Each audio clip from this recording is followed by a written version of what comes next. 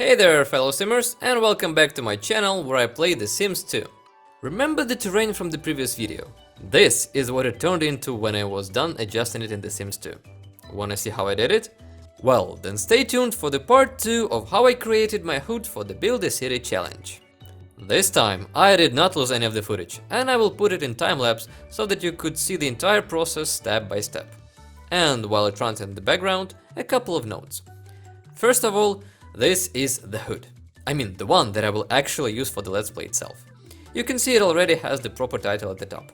And since this will be a Build a City challenge, I had to create it in a special way, using clean templates and a number of mods, to prevent the game from spawning all sorts of townies, NPCs, default households, and so on. Here we have a totally blank neighborhood, with no characters whatsoever. If you wonder how you can do this for yourself, I will put a couple of links down in the description for you. Then, some of you may notice that your game looks a bit different than mine. This is due to the fact that I use quite a few default replacements. One of the most noticeable is probably Clean UI, that overhauls the interface. If you want to freshen up the way The Sims 2 looks, definitely check it out. As for adjusting the HUD, to change it in the game I had to use Modify Neighborhood Terrain cheat that comes with the free time expansion. With it you can flatten, elevate or smooth the land in patches. And by combining those basic few tools, you can do a lot to the terrain, up to the point that it looks nothing like what you created in SimCity 4. Except for the roads, those are set. Speaking of which, I decided to work on them first, though I also had to change the terrain at the same time. They kind of go together, you cannot really change one without changing the other. The goal here was to first flatten the roads and the adjoining terrain, because it can be pretty annoying to play on the bumps that come from SimCity 4. And since I wanted different parts of the HUD to be on different levels, I needed to make sure the road slope was not too steep, because that would look horrible. Also, I did not do a good job on the terrain itself in SimCity. You can see all sorts of unnatural hills across the HUD, so I had to correct those too. They may not be that visible when I place some decorations, but it's always better to be on the safe side and correct them right away. It would have been even better if I had spent more time in SimCity 4, but I am allergic to doing things the right way. You can see that the HUD is naturally divided into two parts separated by the river. I plan to have only one of them available in the beginning, and as I progress in the challenge, I will unlock the other half across the river. To be specific, this is gonna happen once I build the road. Before that there will be none, and I will achieve this with a road replacement. I did not do it right away, because I cannot imagine how you can work on the roads not seeing them. That may be a challenge of itself. For the bridge that I wanted to have from the very beginning, I used one from the set made by Cricket. I'm pretty sure I have almost all of the stuff made by him, including the road replacement, the grass, the trees, and some other HUD related things. With the bridge set in its place, I could start working on the other riverbank.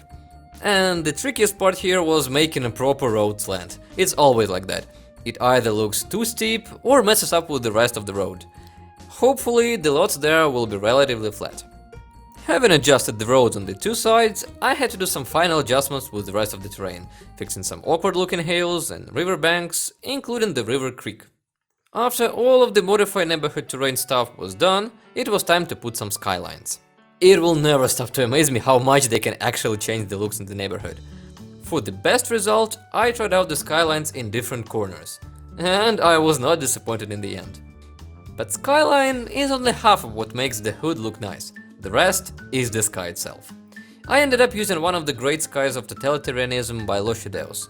The cool thing about his skies is that they have animated clouds. Simply awesome.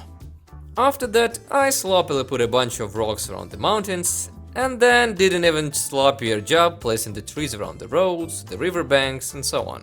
For some reason, the trees I use have this weird shadow under them, which doesn't look very nice when they are packed together like that. If you know of a way to fix it, please let me know.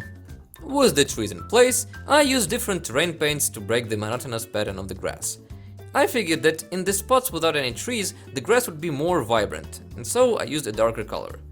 And I used a yellowish one for the river itself, to kind of emulate the level the water would go to during the spring tides. Then I put some other decorations, like birds, and most importantly, the sea waves that make the water look way more realistic. Besides that, I added some flowers here and there to add a little bit of color to the whole palette. I even put an incredibly detailed dude on the boat.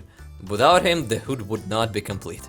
After all of that, I changed the road replacement to a transparent one. The roads were still there, it was possible to put the lots in the hood, which I did, because I was close to finishing the changes. At this point, I started to get really excited about finally playing in the neighborhood, especially with those creepy ghost cars you can see in the night mode. I tried adding some dirt roads between the lots, but it did not turn out so well, so I just scrapped the idea and decided to go with the plain grass around the lots. So there I had it, a beautified neighborhood with a couple of blank lots for my future citizens. Hope you enjoyed the video and will stay for more, because next we will inhabit Serpent's Tail with Sims to start the Build a City challenge. And before that, you can check my other video telling a short story of one of the dudes we're gonna play with. Good luck and see ya!